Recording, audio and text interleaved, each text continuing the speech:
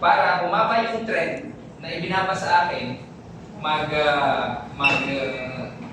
yung video, mag-pop up lagi sa mga, kasi pag the more kang maraming nagko-comment, yung video mo, the more na nabubuhay.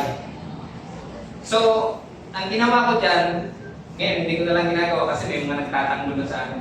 May mga lumalaban na doon, pinababayaan ko na. Ang ginawa ko dyan nung una, sinasagot ko sila, pero as hindi ako, pero ako yun. Ibang account ang gamit ko. Para humaba yung trend ng comment. Mas nag-engage yung video. Isa yun.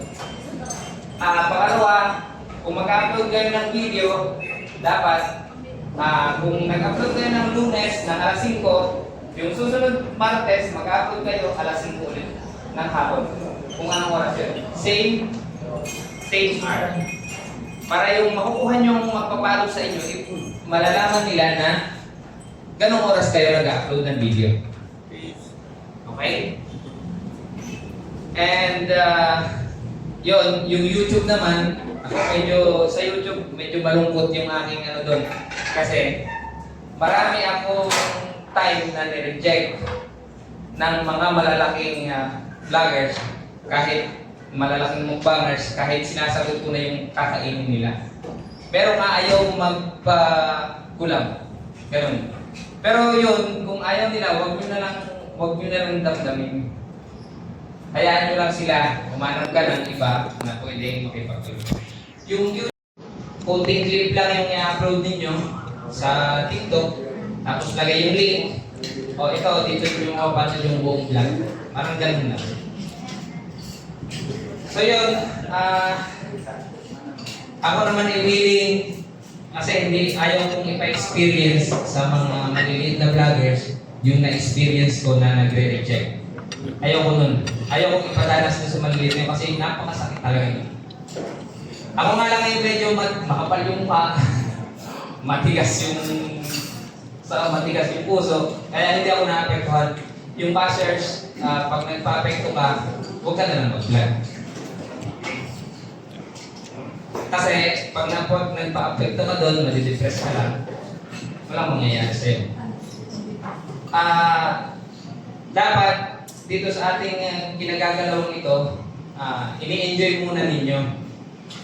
Huwag agad ninyong iisipin yung kikitain ninyo. Kasi pag inisip nyo, ay malaki ang kikitain ko dito, mapupustrate ka. Kasi sa una talaga yan, wala kang kikitain dyan. Nung nagsisimula pa lang ako sa YouTube, abonado pa ako sa mga kinakain ko. Kita nyo naman kung gaano karami yung kinakain ko. Hindi siya 50 pesos, 100 pesos. Nung una talaga, nasa abroad pa ako noon, yung halos yung 1/4 ng sweldo ko noon nauubos sa pag-content. Kasi wala pang kita eh. Sakripisyo. Unang-una.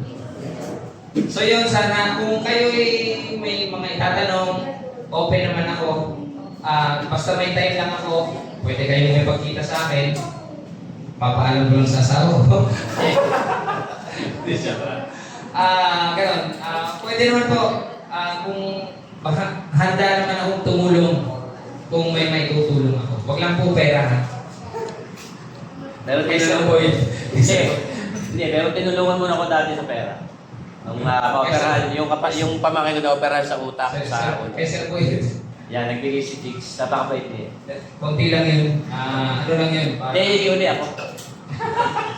So yan, maraming salamat sa inyong pag-uwi.